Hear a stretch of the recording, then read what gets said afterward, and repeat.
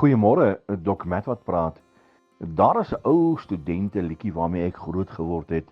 Dis heerlike lente, die winter is verby en oral word dit nou gesing en ek kan nie verseker die winter is verby want reg rondom ons is daar blommetjies besig om te bot. Bloeisels is oral op die vrugtebome en ag, dit is te mooi. En mense rondom ons is besig om op hulle gras kunsmis te strooi want hulle maak reg vir die groot somer wat op pad is. Hulle maak reg vir die groot groei.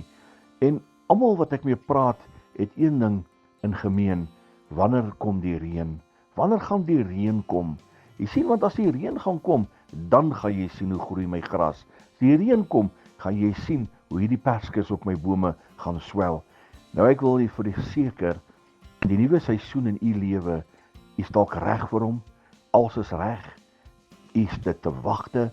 Maar ek wil vir oggend sê, daar's een ding wat kort kom en dit kan dalk net Jesus se reën wees, die soete reën van die Heilige Gees. Ek wil vir oggend vir u bemoedig. Maak jou hart oop, maak jou lewe oop, kry jouself in gereedheid vir die soete reën van die Heilige Gees, sodat dit wat in jou lewe moet gebeur, kan gebeur. Herlewingsgroete.